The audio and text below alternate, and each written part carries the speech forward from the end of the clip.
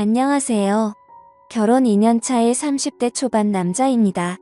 다른 사람도 아니고 장모님과의 일이라서 어디 가서 말하기도 참 그렇네요. 그래도 익명이 보장되는 사연으로 남아 제 이야기 한번 공유해봅니다. 저희 장모님은 굉장히 아름다우신 편이에요. 연애하던 시절에 아내 핸드폰에 저장된 사진으로 처음 보게 되었는데 사진 속 아름다운 여성의 정체가 다른 사람이 아니고 어머님이라는 사실에 적잖이 충격을 받았습니다. 피부도 윤기가 흐르고 탱글했고 평소에 운동으로 다져진 몸매, 또한 40대 초반이라고 해도 믿을 만한 정도였으니까요. 매번 생각만으로 하고 있었는데 장모님을 처음 보게 된 그날 저도 모르게 장모님께 아름답다고 입 밖으로 말해버려서 그 자리를 웃음바다로 만들었던 적도 있습니다. 아내와 사이도 각별하고 저희가 결혼하고 나서 구한 신혼집도 처가집과 가까워서 주말이면 자주 처가에 가고는 했습니다. 저희 부모님 집에도 자주 가기는 했지만 아무리 그래도 거리가 가까운 처가에 자주 들릴 수밖에 없었어요. 장모님은 세련된 외모도 외모지만 특히 음식 솜씨가 너무 좋으셨습니다. 휴일이 시작되는 금요일 저녁부터 장모님 댁으로 가서 일요일 아침에 돌아오는 일도 자주 있었는데 그런 자리가 부담스럽기보다는 나들이 나온 것 같이 소소한 재미였어요. 그렇게 할 수 있는 이유는 제가 잘하는 것도 있을 테지만 장모님 성격이 또 격식 같은 거 챙기지 않으시고 워낙에 자유분방한 성격이라 그다지 큰 거리감을 느낄 수 없던 것도 한몫했습니다. 당시 신혼생활을 시작한 저와 아내의 고민은 다른 게 아니고 아무리 노력해도 아이가 생기지 않았다는 것입니다. 병원에서 검사를 해봐도 우리 두 사람 사이에 별다른 문제가 있던 것도 아니었고 오히려 병원에서도 이유를 모르겠다는 듯이 나오니 정말 미치고 팔짝뒤를 노리시더군요. 계산만 잘해서 날 잡으면 좋은 소식이 있을 거라 했지만 그 이후로도 그렇다 할 소식이 없었습니다. 좀처럼 뜻대로 되질 않으니 가끔은 그냥 넘어갈 법한 문제들도 정말 큰 싸움의 이유가 되더군요. 그날도 이세 소식을 물으시는 우리 어머니의 질문에 아내가 투명스럽게 대답을 했고 그걸 볼수록 다툼이 생겨서 분위기가 좋지 않았습니다.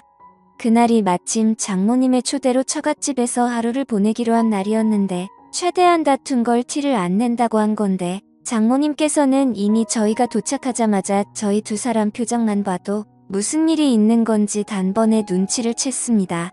무슨 일이 있었다는 걸 알게 되니 아내가 그 길로 장모님께 와락 안기며 눈물을 흘리기 시작했고 저는 그 자리에서 대역죄인이 돼버렸습니다. 그래도 쉬러 간 처가인데 괜히 불편해져서 이러지도 저러지도 못하고 있는 와중에 장인어른께서 술 한잔하자며 저를 데리고 나서셨어요. 그날 장인어른께 한 소리를 듣기는 했지만 힘이 되는 말도 많이 들었습니다. 응원을 받으며 한두 잔 마시다 보니 어느덧 제 주량의 한계를 넘어섰고 그리고 결국 만취하게 되었습니다. 그래도 기분이 좋은 나머지 처가에 돌아와서 자고 있는 아내를 깨워 고래고래 소리를 질렀는데 술 취했으면 잠이나 곱게 자라는 쓴소리를 듣고 저는 혼자 군대 간 처남이 쓰던 방에서 잠을 자고 일어났습니다. 원래도 아침잠이 없는 편이기는 한데 지난밤에 먹은 술 때문인가 평소보다 더 일찍 일어나게 되었습니다.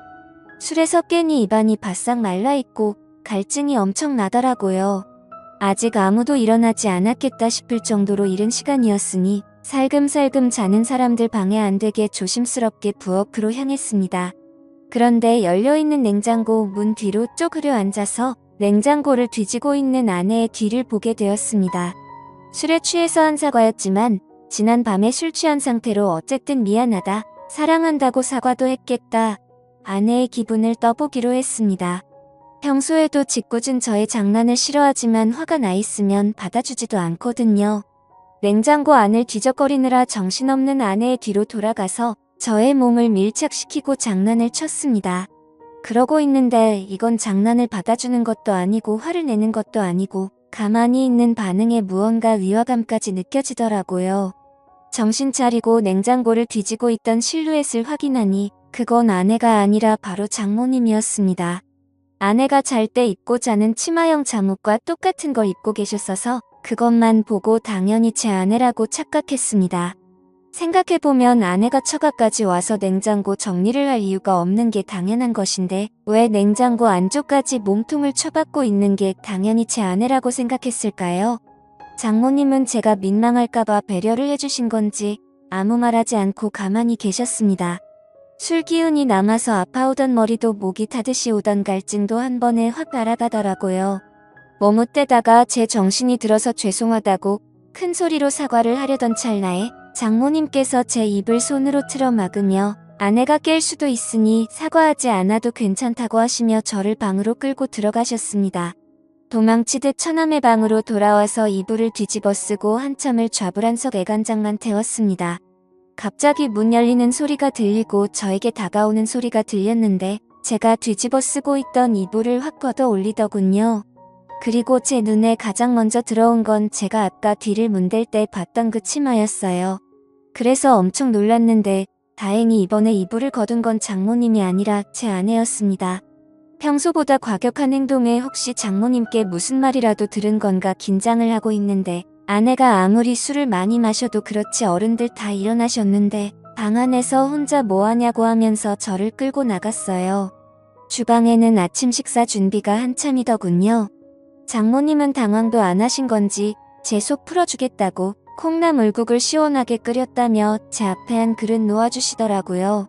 힐긋힐긋 장모님의 기분을 살폈는데 괜히 저 혼자 행동이 이상한 것 같아 저도 아무 일 없던 척 해보려 노력했습니다.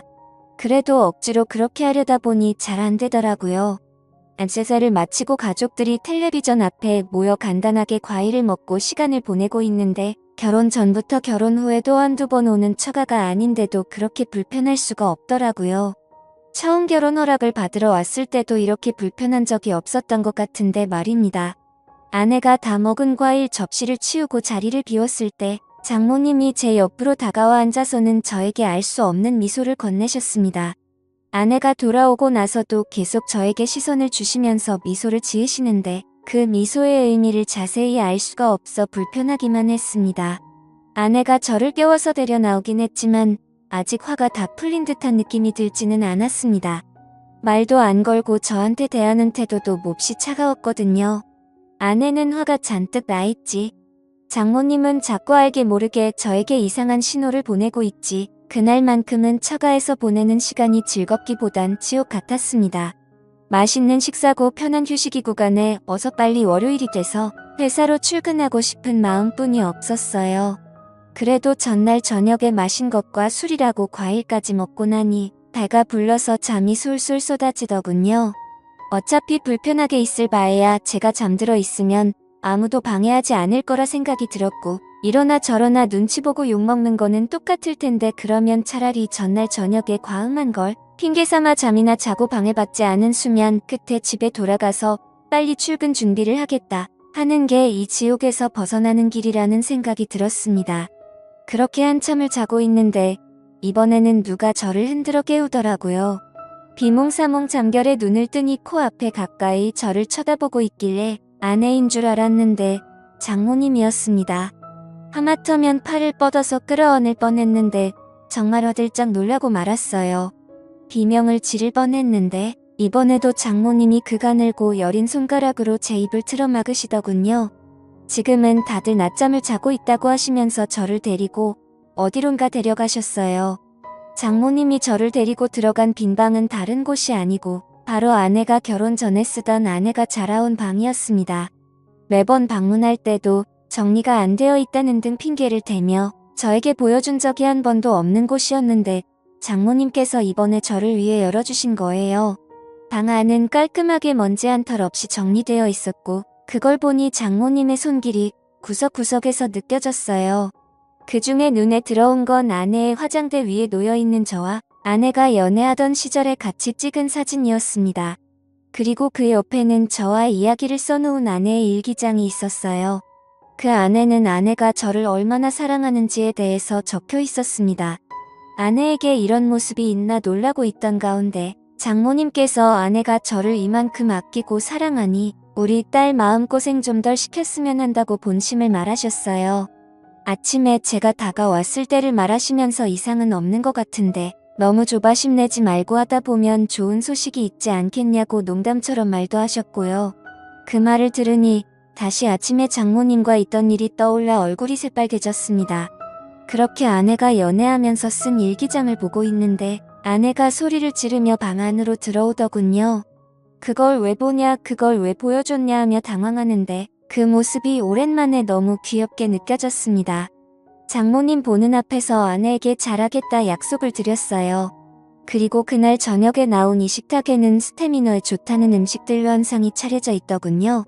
장어구이를 밥반찬으로 먹을 거라고 상상도 해본 적이 없었는데 그날 처음으로 장어구이를 밥상에서 먹게 되었습니다. 장모님은 깨알같이 꼬리 부분을 제 밥 위에 집어 올려주시면서 남자가 힘쓰려면 꼬리를 꼭 먹어야 한다며 은근슬쩍 농담을 하시고 아내를 보고는 사위가 그래도 노력하는 것 같은데 너도 빼지만 말고 잘 좀 받아주라면서 농담을 하셨어요.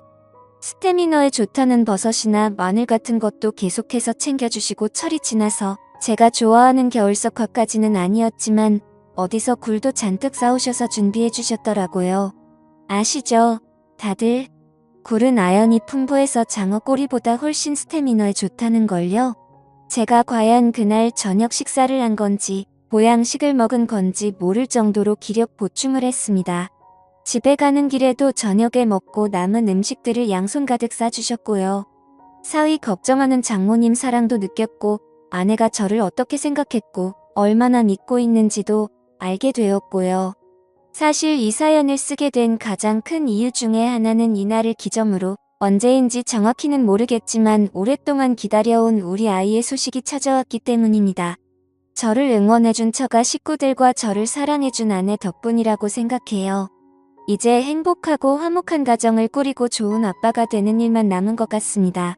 지금까지 제 사연을 들어주셔서 감사드립니다. 구독과 좋아요 부탁드려요. 감사합니다.